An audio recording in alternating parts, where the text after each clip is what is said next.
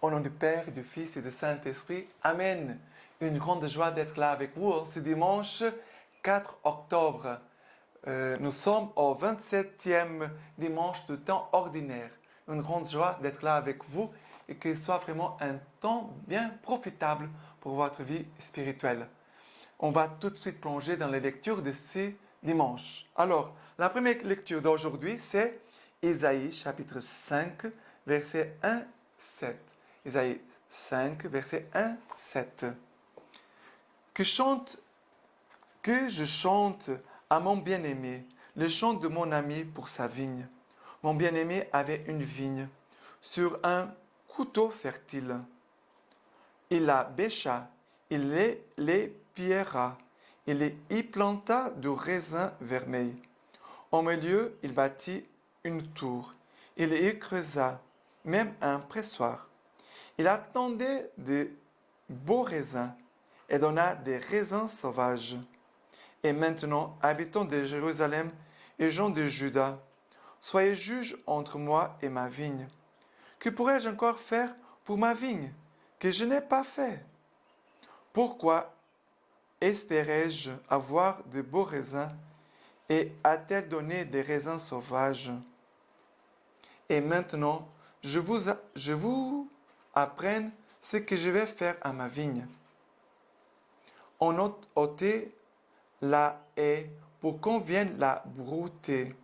On brisait la clôture pour qu'on la piétine. J'en ferai un maquis. Elle ne sera ni taillée ni sarclée. Ronces et épines y croîtront. J'interdirai aux nuages d'y faire tomber la pluie. Eh bien, la vigne du Seigneur Sabaoth, c'est la maison d'Israël. Et l'homme de Juda, c'est son plan de choix. Il attendait le droit, et voici l'iniquité. La justice, et voici l'écrit. Cette lecture d'aujourd'hui, le prophète Isaïe, ici, on dirait comme un chant d'amour. Je chante à mon bien-aimé. Je chante de mon ami pour sa vigne. Ça veut dire, ça commence par ce chant d'amour entre Dieu et son peuple. La vigne, c'est Israël, comme dit ici. C'est la maison d'Israël. Mais il dit, et il avait cette belle vigne. Il bêcha, il épira, il planta du raisin vermeil. Ça veut dire, il a pris soin vraiment de tout travailler la terre, de mettre de beaux raisins, de bons raisins. Et au milieu, il a une tour et même un pressoir. Ça veut dire pour faire du vin. Il attendait de bons raisins, mais les raisins étaient sauvages. Ça veut dire amers. Les raisins bons, ils sont sucrés, ils sont très sucrés.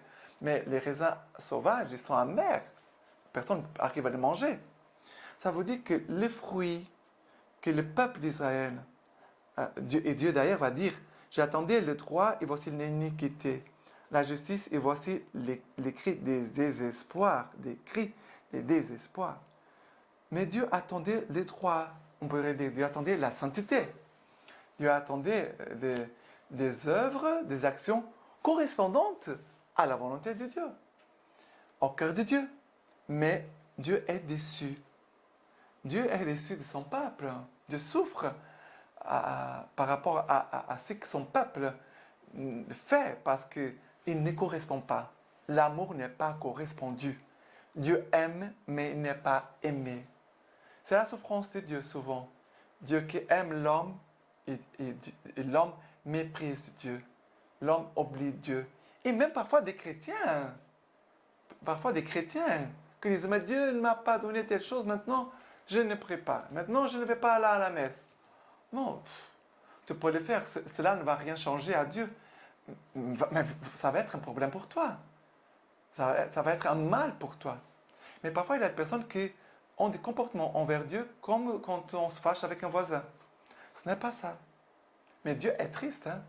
L'amour n'est pas aimé. L'amour n'est pas aimé. Mais Dieu, malgré sa souffrance, Dieu a toujours espérance. Pourquoi Dieu va agir, on peut dire, va enlever la clôture, va laisser les épines grandir là, croître là dans ce terrain, dans cette vigne, pour que la vigne puisse rendre compte qu'elle a perdu la grâce. Et souvent, on est confortable dans la grâce que Dieu nous donne, mais on ne se rend pas compte du bien. C'est une grâce. Et la grâce, on peut la perdre. Mais il y a des gens qui s'habituent, qui s'accommodent, qui s'installent dans la grâce. Comme c'était un dû. Dieu me doit ça. Dieu n'a pas de dette envers nous. Hein. C'est nous qui avons des dettes envers Dieu. Et aussi envers nos frères et sœurs. Alors, ici, Dieu, malgré sa souffrance, Dieu attend qu'un jour sa vigne puisse produire des bons fruits. Après, le psaume d'aujourd'hui, de ce dimanche, 4 octobre, c'est le psaume 79. Le psaume 80 et alors 79. Versets 9, 12 à 16, 19 à 20. Il était une vigne. Tu l'arraches d'Égypte, tu chasses des nations pour la planter. Elle étendait ses sarments jusqu'à la mer, et du côté du fleuve ses rejetons. Pourquoi as-tu rompu ses clôtures, et tout passant du chemin la grappille? Les sangliers des forêts la ravagent, et la bête des champs la dévore. Dieu Sabaoth revient enfin, observe des cieux et voit, visite cette vigne, protège-la, celle que ta droite a plantée. Jamais plus nous n'irons loin de toi. Rends-nous la vie, qu'on invoque ton nom. Seigneur Dieu Sabaoth, fais-nous revenir, fais luire ta face et nous serons sauvés. Voilà, c'est un peu la suite de ce que j'ai dit tout à l'heure. Pourquoi Dieu va enlever la clôture? Pourquoi Dieu va pousser les ronces dans sa vigne? Pourquoi? Parce que pour que notre conscience se réveille. Parce que souvent notre conscience s'endort, surtout quand il a le péché qui revient sans cesse. Et notre conscience, elle est devenue trop permissive au péché, au mal. Et ici, le psalmiste, il dit, Seigneur, reviens enfin, observe des cieux et vois. Ça veut dire, regarde-nous, Seigneur, à nouveau, regarde-nous. Protège-la, ta vigne, que ta droite a plantée, Seigneur. Nous sommes là à cause de toi. Jamais plus nous irons loin de toi. Seigneur, nous ne voulons pas nous éloigner de toi. Rends-nous la vie, qu'on invoque ton nom, Seigneur. Nous voulons invoquer ton nom. Nous voulons à nouveau prononcer ton nom, qui est amour, qui est grâce, qui est bonté, qui est beauté, qui est justice, qui est joie. À nouveau, nous voulons prononcer ton nom. Jésus, Jésus, Jésus. Dieu, Seigneur Dieu Sabaoth, Seigneur des combats, fais-nous revenir à nouveau à toi. Fais luire ta face sur nous et nous serons sauvés. Ça veut dire, nous sommes des pécheurs et nous serons toujours des pécheurs, Seigneur. Mais n'oublie pas ton alliance envers nous. N'oublie pas ton alliance que tu as faite avec nos pères et cette alliance que tu continues de sceller avec nous aujourd'hui en chaque Eucharistie où nous célébrons la passion, la mort et la résurrection de Christ. Voilà. Et après la deuxième lecture, c'est Philippiens 4, versets 6 à 9. Il dit comme ça, Saint Paul. N'entretenez aucun souci, mais en tout besoin, recourez à l'oraison et à la prière. Pénétrez d'actions de grâce pour présenter vos requêtes à Dieu. Alors, la paix de Dieu qui surpasse toute intelligence prendra sur sa garde vos cœurs et vos pensées dans le Christ Jésus. Enfin, frères, tout ce qu'il y a de vrai, de noble, de juste, de pur, d'aimable, d'honorable, tout ce qu'il peut y avoir de bon dans la vertu et la louange humaine, voilà ce qui doit vous préoccuper. Ce que vous avez appris, reçu, entendu de moi et constaté en moi, voilà ce que vous devez pratiquer. Alors le Dieu de la paix sera avec vous. C'est très beau ici, ces versets. verset 6, 7, il dit présentez en tout besoin, recourez à l'oraison, à la prière, pénétrez d'action de grâce. L'action de grâce, une prière remplie d'action de grâce, pour présenter vos requêtes à Dieu. D'abord l'action de grâce, et après les demandes. Mais d'abord, on commence par la prière, par l'action de grâce, et après les demandes. Il dit, Saint Paul, alors la paix de Dieu, qui surpasse toute intelligence, prendra sous sa garde vos cœurs et vos pensées dans le Christ Jésus. Voilà. Ici, il a une clé pour avoir la paix. L'action de grâce et n'entretenir aucun souci, pas entretenir des soucis, mais en tout, regardez, qu'est-ce que Saint Paul nous apprend? Ne pas entretenir des soucis, mais la louange, l'action de grâce, et après, on va faire confier à Dieu nos demandes. Et il dit que la paix de Dieu, qui dépasse notre intelligence, elle va nous garder nos cœurs et notre pensée dans le Christ Jésus, dans la paix de Dieu. La paix de Dieu va nous garder. Et c'est beau de voir Paul qui dit, voilà, frère, tout ce qu'il y a de vrai, de noble, de juste, de pur, d'aimable, d'honorable, tout ce que peut y avoir de bon dans la vertu humaine, voilà ce qui doit vous préoccuper. C'est cela, Paul dit. C'est cela que de ne pas entretenir des soucis, mais à la place de ceci, tu dois quoi? Te préoccuper de garder ce qui est vrai, noble, juste, pur, aimable, honorable. Tout ce qui peut y avoir de bon dans la vertu et la louange. Voilà. Ici, il a comme... Paul nous apprend vraiment à vivre dans la sainteté et dans la paix. Voilà. Paul nous apprend à vivre dans la paix ici. Et l'évangile d'aujourd'hui, l'évangile, c'est Matthieu 21, versets 33 à 43. Matthieu 21, 33 à 43. Écoutez une autre parabole. Un homme était propriétaire. Il y planta une vigne. Il l'entoura d'une clôture et creusa un pressoir et y bâtit une tour. Puis il la loua à des vignerons et partit en voyage. Quand approcha le moment des fruits, il envoya ses serviteurs aux vignerons pour en recevoir les fruits. Mais les vignerons se saisirent de ses serviteurs, battirent l'un, tuèrent l'autre et lapidèrent un troisième. De nouveau, il envoya d'autres serviteurs, plus nombreux que les premiers, et ils les traitèrent de même. Finalement, il leur envoya son fils en se disant, « Ils respecteront mon fils. » Mais les vignerons, en voyant le fils, se dirent par devers eux. « Celui-ci est l'héritier, venez, tuons-le, que nous ayons son héritage. » Et les saisissant, ils les jetèrent hors de la vigne et les tuèrent. Donc, que viendra le maître de la vigne? Que fera-t-il à ces vignerons-là? Ils lui disent, il fera misérablement périr ces misérables, et il louera la vigne à d'autres vignerons, qui lui en livreront les fruits en leur temps. Jésus leur dit, n'avez-vous jamais lu dans les Écritures, la pierre qu'avaient rejetée les bâtisseurs, c'est elle qui est devenue pierre de fête. C'est là l'œuvre du Seigneur, et elle est admirable à nos yeux. Aussi, je vous le dis, le royaume de Dieu vous sera retiré pour être confié à un peuple qui lui fera produire des fruits. Bien sûr qu'ici, Jésus fait comme un résumé de l'histoire de salut.